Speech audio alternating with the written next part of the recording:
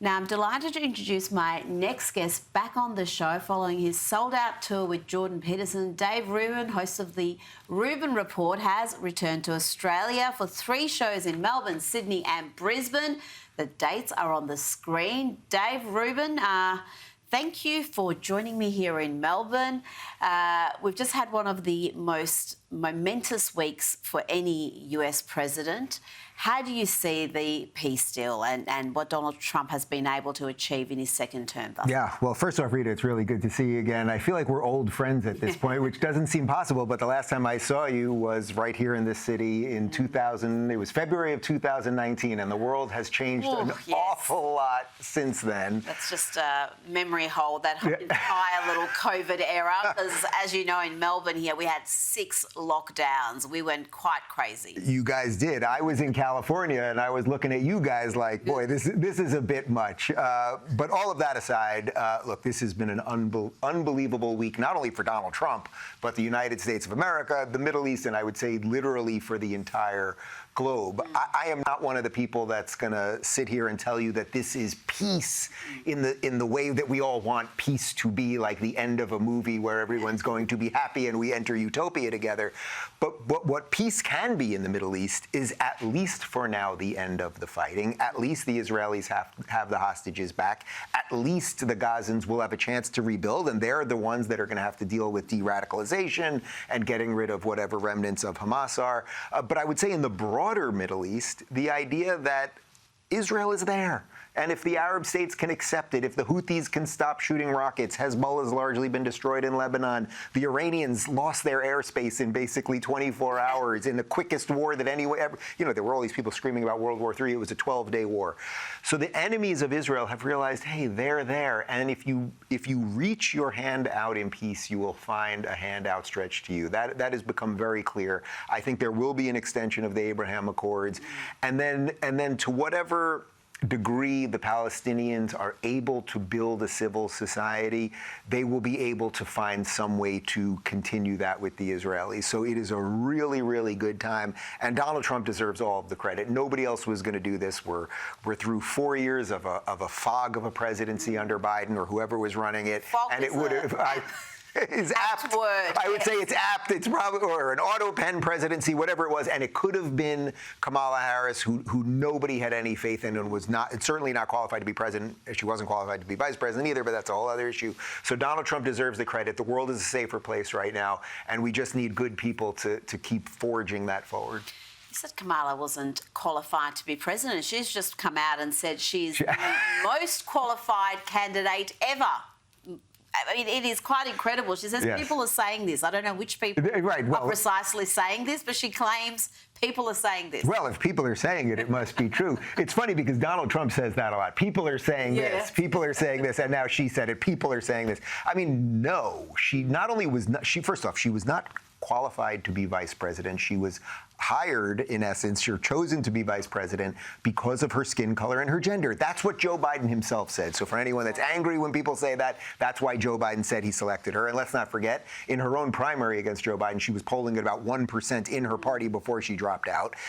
So look, she's largely irrelevant. She also had a coup of a sitting president because they clearly pushed Biden out against his will, even though he obviously was not qualified to be president or to continue to be president right now. I mean, look, it's only roughly a year ago that the man was still running for president. It's a little more than a year ago. Exactly. And it was only because of that debate that they forced him out. Now, all of us online, I've been watching your show for a long time. You were making the same jokes over here in Australia that I was making about him in America. So all of them need to go away for a while and let Donald Trump fix things, and then we can pick this up in a couple of years. Well, the Democrats do have a crisis in leadership right now because Kamala is the front runner in the eyes of many to be the presidential candidate next time around again for the Democrats. You've got the likes of Bernie, you've got that crazy, was it Katie Porter in California, front runner to be governor, Zoran Mamdani in New York. I mean, this seems to be a party that is now led by its most radical elements. What does that mean? It is a clown car. It is a clown car. If you went to a circus and a little car showed up and then they just coming out with a crazier clown and a crazier clown and a crazier clown. Look, what does it say? It says that the inmates are running the asylum. It says that the liberals liberals did not know how to defend liberalism. And it also says that, look, what does it say about a party when John Fetterman, a man who quite literally had brain damage a year ago, is now the sanest person in the party? But he is, and he's on his way out, and he's on his way out of the party, I would say.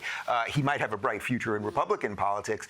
But unfortunately, the progressives, the Marxists, the Islamists, they have all combined into something very, very dangerous. It has rotted out the Democrat Party. And for anyone that is a Democrat of, say, 1992, a Bill Clinton Democrat, or even before that, you are now a Republican. If you think America's fundamentally decent, if you want us to be the last remaining superpower and exert power over the world in a positive sense, which we can and still do, look what just happened in the Middle East, then you should be a Republican. And it's a tenuous thing to hold on the Republican side, but it is way better than that clown car. Now, the violence of the modern left is a major issue. The Trump administration considers Antifa a domestic terrorist organisation. But you've got some on the left, including late-night TV host Jimmy Kimmel, who seem to think that Antifa are just anti-fascist. Well, the name says they're anti-fascist, so they must be. Antifa is just short for anti-fascist. It's not a club you can join. There are no membership dues, but they have matching signs. Okay, well, I guess we better round up these domestic terrorists, too. They look pretty matching to me. Just so asinine and so unfunny. I mean, I would forgive anything if it was funny, but if it's not funny, there's no comedic value there. But he seems to think because they call themselves anti-fascists, then they're anti-fascists. I guess he must think white supremacists are superior because they think they're superior. It's right there in the wording. North Korea must be some sort of democratic republic. I mean, that is still the argument from the left, that this organised, violent group cannot be organised, cannot be violent, because after all, they're anti-fascist. Well, it's rather extraordinary because he lives in Los Angeles. Yeah. He shoots his show in Los Angeles. I would recommend that he go somewhere outside of Beverly Hills where they have a pretty good police department and they keep the Antifa people out of Beverly Hills. Go downtown and see the riots, see the violence, see the brick and mortars that have closed or can't keep a window in a shop because it'll get broken.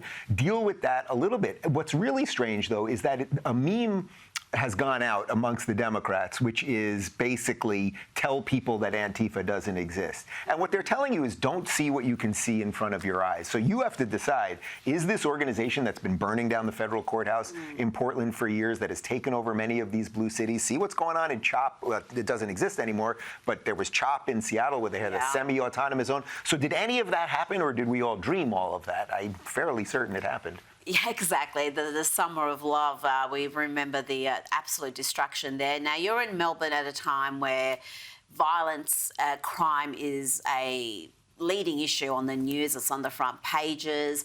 It's also a big issue in America. Donald Trump is determined to take on law and order in big cities. It's a very contentious policy of his. Big protests against it. How do you see that? Do you see that as overreach, this federal intervention in cities like Memphis? I know he's already done it in DC and he wants to do it in Chicago and throughout so many big cities. Look, my preference, of course, would be that the mayors of these cities deal with those cities. But the mayors of Chicago, which have been Democrat mayors now for, I think, around 80 years, have decided to allow people to kill people relentlessly in their city year after year after year. Do you know that it's over 7,000 people have been killed by gun violence in Chicago in 10 years? That's 700 people a year. That is unacceptable. And because they won't do anything about it, Donald Trump will. I live in Miami. We are a red state. We are a red city in a red state. We have virtually no crime. Of course, there's always something, but there's, in essence, no crime. And because of that, Donald Trump is not sending the feds into our city. So if you guys want the feds out, instead of complaining about it, how about you clean up your city? Go ahead, clean up Memphis, clean up Seattle, Portland, some of these other cities, and then Donald Trump will not be there. And I promise you, if you do that and you stop letting your citizens kill each other and Donald Trump still goes back in, I will be the first to complain about it. It seems incredible that you've got a law and order crisis and yet you've got authorities in those cities saying, no, we don't want help. We don't want crime to be reduced dramatically. Well, Chicago, we want the criminals to roam free. Chicago is the craziest one because it happens to be young black men killing young black men, and because that racial component doesn't fit in the intersectional calculator, the mayor, who happens to be a young black man, seems to prefer that young black men die rather than Donald Trump do anything. Yeah. So if you care, I don't care about people's race, but if your argument on the left is always about race, then you should care that young black men are dying, and yet they take the complete opposite position because Donald Trump is somehow a bad guy for caring about people. And you look at these protests, so many elderly white folk who live in very safe suburbs marching against these sorts of policies when the beneficiaries are often people living in those inner city areas where crime kind of makes rampant. you think they're the secret racists. They call us all racist while they want the mayhem to take place in the inner city. Exactly. Now, former White House National Security Advisor John Bolton has been indicted on 18 counts related to the improper handling of classified materials. That's 8 counts of transmission of national defence information and 10 counts of retention of national defence information. Dave, he could be looking at decades behind bars. I mean, these are serious charges. Yeah, I will tell you in total transparency, this story was breaking as I was on the long flight over here, so I think I missed a few pieces of it. But I would broadly say that this is going to be a problem that we're going to be dealing with increasingly because of the internet age, where back in the day, the information was much more controlled. And now we live in a time when people are sharing things they shouldn't be, but sharing things on, say, Signal chat, or they're sharing things on, apparently he used AOL private, his personal email, his AOL address. And so we're just going to see more and more of this. And if at the end of the day he was actually sharing classified information that shouldn't have been shared, then he's going to pay the price. Well, let's hope there's some accountability, because I think there's large sections of America that are crying out for accountability. Now, we're also seeing a very divided America. We were both at Charlie Kirk's funeral in Phoenix about a month ago. You're at the forefront of having these difficult conversations. You often engage with your ideological opponents. In light of what happened to Charlie Kirk, are you reluctant to do that now? You're rethinking the merits of that and the danger involved? Look, there is a certain amount of danger, and it was always baked in. And years ago, Charlie and I used to do college events together. I was on the left and he was on the right. And the whole point, and it was Charlie's idea, was that we were going to disagree about things, but do it respectfully and go to these schools. And unfortunately, things ultimately got much worse. Wokeness got worse. The college system got much worse, all of those things. There obviously is a new concern around security. I had this Australia trip planned before the Charlie event, and there was internal conversations about when, were we going to do it and what level of security I have to have and all of those things. But look, if we in the West are going to suddenly say, well, people have been killed, so we are not going to talk anymore, then we have already given up. I am certainly not ready to give up. I know you aren't ready to give up, and we need more and more people to have that spirit. Otherwise, all of the bad guys who will gladly silence us, they've already won, and we're just basically cooking it. We're the frog, and the pot's cooking, and we're just kind of sitting there basting ourselves. But some of the data is disturbing. Yeah. According to our annual college free speech survey, in 2020, you had 1 in 5 students saying that violence was sometimes okay to stop a speaker. That number now stands at 1 in 3. And that permissive attitude to violence seems to be getting worse, particularly among the left. What's the solution to that? How do we actually counter that when there's this sense of entitlement from so many now that they shouldn't even hear opinions they don't like, that opinions themselves that they don't like are acts of violence? Well, Rita, this is where you and I found each other on the internet years ago, because there were so few of us willing to talk about this. And I found you, and I was going, well, who is this lady from Australia that's willing to call out these people who are calling us all Nazis, even though we were the complete antithesis of all of that? What do we do about it? I don't know exactly, because how do you deprogram now multiple generations of people that have grown up with terrible education system? Their brains are literally being hijacked by the algorithms, and they're now in peer groups that are all okay with this. You know, when we had in America, we had the shooting of Brian Thompson, the United Healthcare CEO, which happened in the middle of Times Square, and there was a large swath of the left that said it was okay. He's running a company that's doing bad things. We have healthcare problems. That's okay. And then you saw the reaction by many people on the left to Charlie. So I don't know exactly what the answer to that is, other than we relentlessly must have to defend free speech, and we have to relentlessly show people that our ideas are better. We don't want to silence them through violence. That's a trickier game than choosing the violent route. Now, before you go, your impressions of Australia. You've been here before, but at the moment we've got a left-leaning Labor government in federally. Most of the states are controlled by Labor, and certainly federally our centre-right coalition is pretty weak, pretty Labor-light. And it's interesting that that's happening in the era of Trump, in the era of Nigel Farage, whose Reform Party is just going gangbusters in the polls.